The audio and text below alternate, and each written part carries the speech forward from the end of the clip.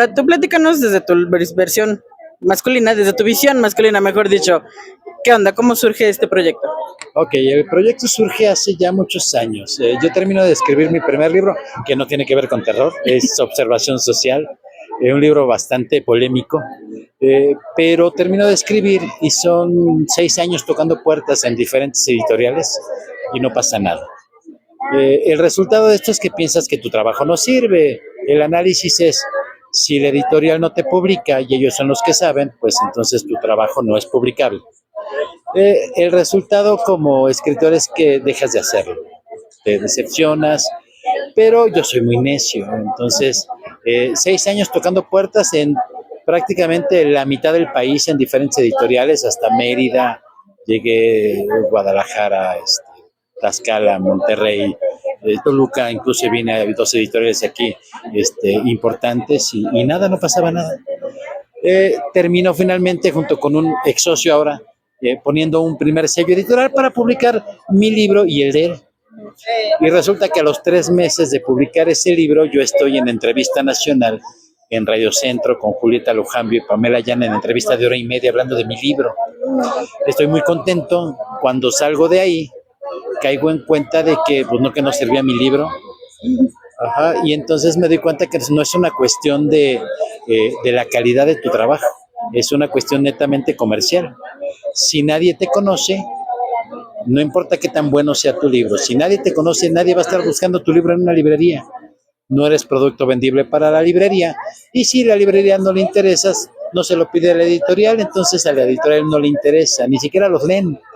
Sí, después ya me enteré que reciben los textos y los desechan. Y algunos tienen la decencia de por lo menos responderte, ¿no? El 90% de las editoriales con las que traté ni siquiera me respondían.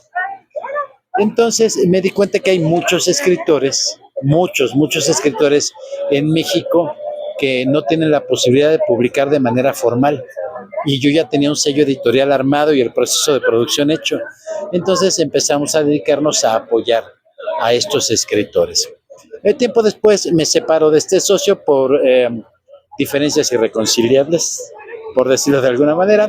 Eh, Tuvimos un problema por ahí, él se queda con el sello editorial y yo genero mi propio sello editorial que es precisamente Editorial Lebri. Eh, y empiezo a ayudar a escritores para que publiquen sus obras. En ese tiempo arrancamos 3 años antes de la cuarentena, íbamos bien, pero se atraviesa la cuarentena, se quedan algunos proyectos ahí atorados y nos quedamos prácticamente 3 años fuera del mercado. Terminando la cuarentena, yo ya no iba a abrir el sello, pero empiezan a llegar estos escritores que se quedaron pendientes y empiezo a sacar estos proyectos y estos proyectos me empiezan a generar otros proyectos, empieza a hacerse grande la cantidad de escritores y a la fecha pues ya somos más de 190, tenemos más de 130 libros publicados, somos la editorial independiente de mayor crecimiento a nivel nacional. La mayoría de las independientes publican 3 o 4 por año. Nosotros publicamos 5, 6 o más por mes. Entonces es bastante grande. Sobre todo en los últimos 2 años hemos crecido muchísimo. Y actualmente el terror está muy de moda. Entonces nos llegan muchos libros de terror y además como no nos manejamos como empresa, nosotros le donamos todo el proceso preprensa a los escritores, corrección sin costo, que no más caro, diseño de portada, asesoría en trámites, el propio sello editorial, que hay editoriales que te cobran por ponerlo, el registro del ISBN, código de barras, todo sin costo para el escritor. Lo único que paga es costo únicamente de producción. Muchas veces le sale más barato con nosotros hacer la producción de su libro completo que mandarlo a una imprenta. Y aquí te sale ya pues corregido con una portada profesional y demás, ¿no? Entonces llegan muchísimos escritores, pero para poder nosotros cubrir los gastos, la operación de la editorial, generamos diferentes antologías, sacamos convocatorias, esos libros son de la editorial y la venta nos permite mantener la operación. Básicamente eso es lo que hacemos y todo surge a raíz de pues la idea de escribir un libro porque mi mamá era escritora. ¿Quién era tu mamá? Se llamaba Mauampi Briseño Solorio. Fue publicada muy poquito, pero ganó un concurso nacional de Grupo Novedades, se llamaba Carta a mi hijo. En el 91 gana el primer lugar y yo crecí viéndola escribir en la casa todos los días en las tardes con su taza de café y sus cigarros. Y te habitúas a que escribir es natural, ¿no? Así. Y entonces yo empecé a escribir a los 12 y pues una cosa lleva a la otra y aquí estamos, ¿no? Después de 25 años de que inicié mi primer libro. Me comentas que empezaste en la academia entonces, con la investigación social. Sí, observación social. Sí, yo empiezo realmente a escribir a los 12. Entonces, ¿qué escribía? Lo que veía. Los conflictos de mi hermano con su novia, mis papás, los primos, ese tipo de cosas. Después, un poquito más grande, empiezo a escribir introspección. Yo soy una persona extremadamente perfeccionista y en ese tiempo extremadamente infeliz por lo mismo. Y yo digo, ¿por qué soy como soy? Empiezo a introspectar y empiezo a escribir, empiezo a desarrollar. Ese tipo de análisis me permite explorar ciertas habilidades que a la postre me llevan a tratar de escribir. Ajá, entonces así es como iniciamos, pero básicamente observación social y mi primer libro es de observación social. ¿Y cómo brincaste al terror, a la fantasía? Ok, yo tenía muchos ejercicios literarios de muchas cosas. Tomé algunos cursos y demás, entonces escribía como todos los niños, ¿no? Podría hacer esto, como los niños que podría subirme al tubo o a la escalera sin barandal, ajá, y yo decía, podré escribir esto, podré escribir aquello, podré escribir terror, podré escribir un cuento, podré escribir una poesía. Y entonces tenía muchísimos ejercicios literarios de muchas cosas, cuando descubro que va a ser el aniversario del 100 aniversario de la primera publicación de El moderno Prometeo, lo que conocemos como El monstruo de Frankenstein de Mary Shelley, y pensé, va a haber muchos eventos de literatura de fantástica de monstruos, y yo no tengo ninguno, pero tenía un escrito por ahí de Hombres Lobo, entonces decido hacerlo novela. Así es como brinco de la observación social a la literatura de fantasía. Y después experimentando. Tengo un libro precisamente tomando muchos, yo doy talleres actualmente. Y junto con los talleres también hago los ejercicios que le pongo a mis alumnos. Y entonces un día uno de mis alumnos me dice, ¿y por qué no publico un libro de los ejercicios que nos hace? Tengo un libro que se llama A través de mis ojos, que habla, pues tengo poesía, tengo algo de historias de mi familia, tengo escritos para mis hijos, tengo escritos para mis papás, tengo un escrito que es el parteaguas de mi vida literaria. Yo antes escribía de alguna manera para mí, no tenía la idea de publicar. Un día estoy en California, en un restaurante de estos de cadena, escribiendo un pequeño escrito que se llama ¿Dónde estás que no te veo? Que no tiene que ver la historia, pero está basado en la poesía ¿Por qué me quité del vicio? Yo dije, a ver si puedo escribir algo como si fuera el estereotipo de un indito, ¿no? de la ciudad. Y entonces empiezo a escribir, pero el escrito se pone intenso. Y era tan intenso el escrito que yo empiezo a llorar ahí en el restaurante. Y hasta se acercó el gerente y me dice, ¿le puedo ayudar? Le digo, no sabes que soy escritor, estoy escribiendo algo, pero está muy intenso. Yo tenía la idea en la cabeza y no podía terminar de plasmarlo, de lo intenso. De alguna manera me golpeó, me sentí identificado con lo que estaba escribiendo. Termino, lo dejo, me voy a mi casa, lo dejé 4 o 5 días que descansara. Lo vuelvo a retomar, lo empiezo a leer y vuelvo a llorar. En ese momento yo tomé una decisión, yo dije, sí me puedo dedicar a escribir de manera profesional, sí puedo vivir de esto. Porque ya me había pasado con la música, yo toco la guitarra y canto, y en algún momento me hice la pregunta, ¿no puedo? No tengo las facultades físicas, ni el tiempo para estudiar, mejor lo dejo como hobby porque no va a pasar, no voy a poder destacar. En cambio, en la literatura sí pasó, entonces ese escrito que se llama ¿Dónde estás que no te veo? Está en este libro que se llama A través de mis ojos, que ahorita no tengo, ya se terminaron, pero así ya he seguido escribiendo muchas cosas. Infortunadamente, como editor es muy difícil seguir escribiendo, te quita mucho tiempo. Dicen que los editores somos escritores frustrados. Entonces necesito hacerme tiempo el año entrante, tomarme un medio año sabático para concluir por lo menos 4 libros que tengo ahí pendientes de sacar, de diferentes temáticas. Sin contarnos tu secreto, ¿cómo es tu proceso de escribir? Ok, al principio yo era un escritor, ¿cómo te explico? De lo que fuera saliendo. Es decir, yo me sentaba, ¿qué quiero escribir? No sé, empezaba, lo que sea veía, lo empezaba a desarrollar y luego el escrito me iba llevando. Con el paso de los años te vas dando cuenta y vas estudiando, vas encontrando técnicas. Ahora yo utilizo la técnica le llaman el arco y la flecha. Es decir, tiras una flecha, cae en un punto. Es decir, generas la idea y en ese punto ahí es donde quieres llegar. Es decir, piensas de qué quieres escribir y cómo quieres que termine la historia o qué es lo que quieres hacerle llegar a tus lectores. Y en base a eso generas un arco argumental general. Ok, este libro o este texto va a tratar de tal temática y quiero llevarla más o menos así, de manera general. Y luego lo empiezo a dividir por capítulos, es decir, generamos el esqueleto, todavía sin escribir una palabra del texto. Entonces lo divido en capítulos. En este capítulo más o menos va a pasar esto, esto y esto y esto, 8, 10, 15, 20 capítulos. Y luego, ya que tengo eso, genero el arco argumental por capítulo. En este capítulo y mi personaje inicia en este punto y debe terminar aquí. Y así voy rellenando hasta que tengo el arco argumental seccionado en pequeños arcos argumentales. Y ahora sí, a escribir. La ventaja de hacerlo así es que si tengo una idea la puedo plasmar en un capítulo intermedio sin necesariamente tener que escribir de manera lineal.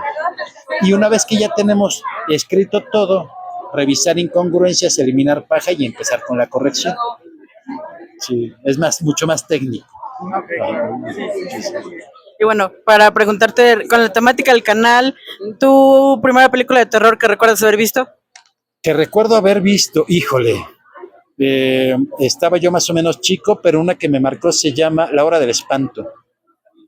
No sé, debe de ser por ahí del 84, 86. Me marcó mucho porque es una película donde veías efectos especiales que no se veían entonces, ¿no? Fue después de unos 2 años después de El Hombre Lobo Americano en Londres, que no es tanto terror, más bien es suspenso, pero de La Hora del Espanto sí.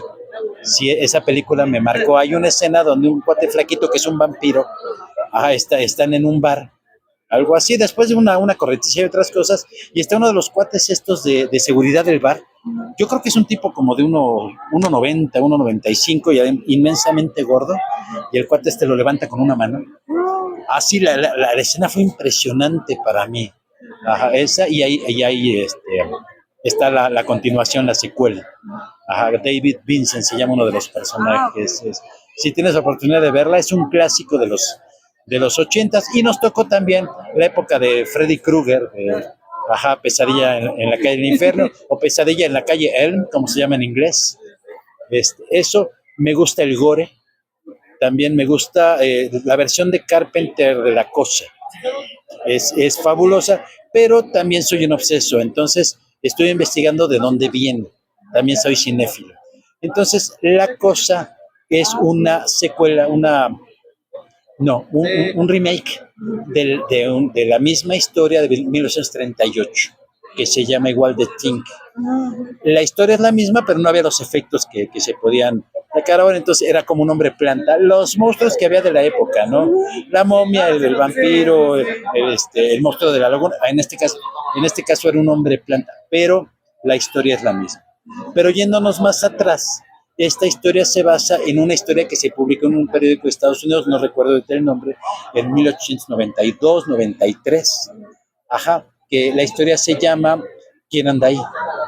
Ajá, y entonces tengo la historia original en inglés, la historia original traducida al español, tengo la película del 38, tengo la de Carpenter y tengo la precuela que hicieron en el, creo que 2012, 2011. Con Mary Elizabeth Winstead. Exacto, y además me encanta porque de alguna manera tienen mucho respeto por el trabajo de Carpenter. Sí. Es fantástica, ¿no? Así, entonces me gusta el gore también. Ok, entonces vas más por el gore, por el body horror, y me imagino que te ha gustado la nueva ola de cine terror, bueno, el cine extremo francés.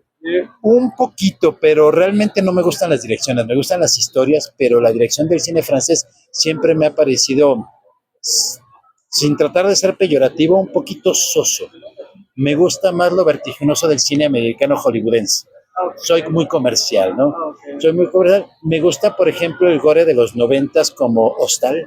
Ah, Así es, hay muchas, y hay unas películas de cine alternativo que es terrible.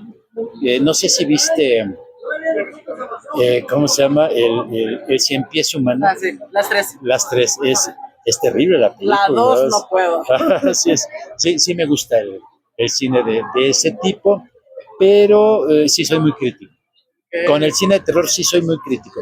Con el otro cine soy muy comercial, o sea, sí, yo voy al cine a que por mis 50, 70, 80 pesos que lo que pagues me dejes con la boca abierta, ¿no? Así, con los efectos y las luces y el sonido, y me gusta el cine de superhéroes, y no le pongo mucha atención ni a la dirección, me gusta la musicalización. Obviamente adoro a John Williams, es Claro. fantástico, desde que lo conocí en Tiburón, así, en fin, me encanta, ¿no?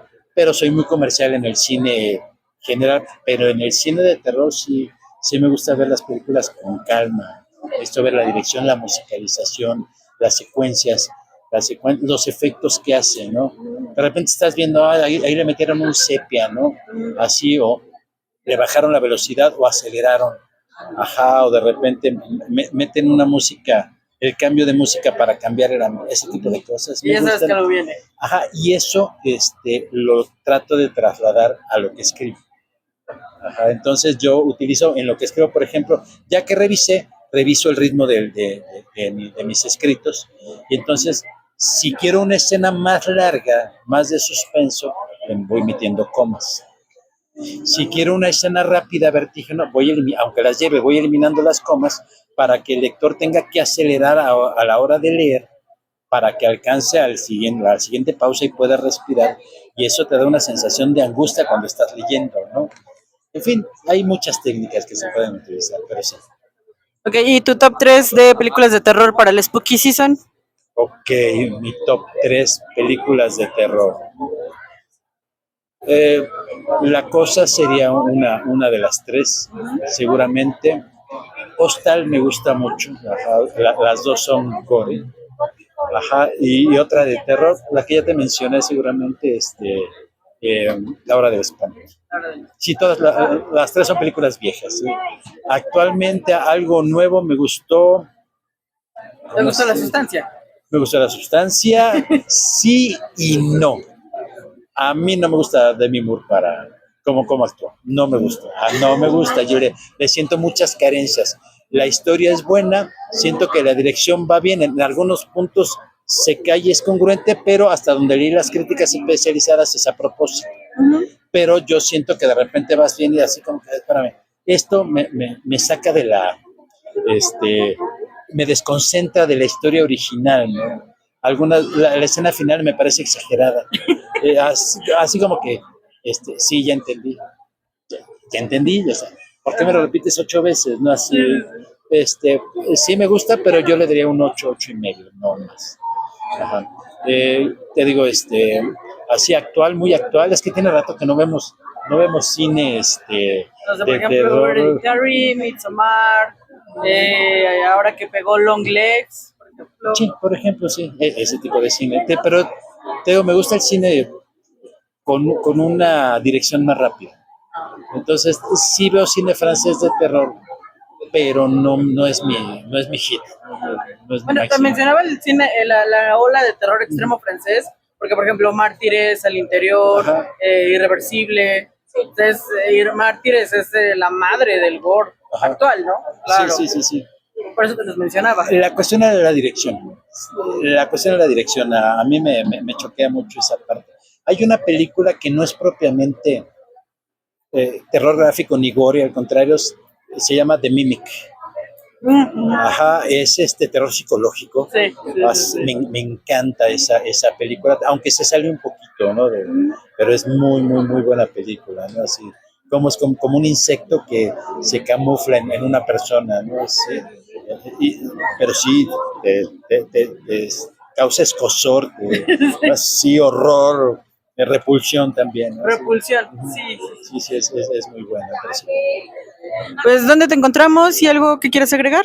Claro que sí, nos encuentran, yo soy el director de la editorial, nos encuentras en nuestras redes sociales, la página web www.lebri.com.mx, repito, www.lebri.com.mx, en todas las redes sociales nos encuentran como Editorial Lebri. Nos encuentran por ahí y tenemos librería en línea por si quieren adquirir alguno de nuestros libros. Como te digo, más de 130 actualmente en catálogo y tenemos envío a todo el país. ¿Vale? Muchas gracias a ti, que tengas muy buena tarde.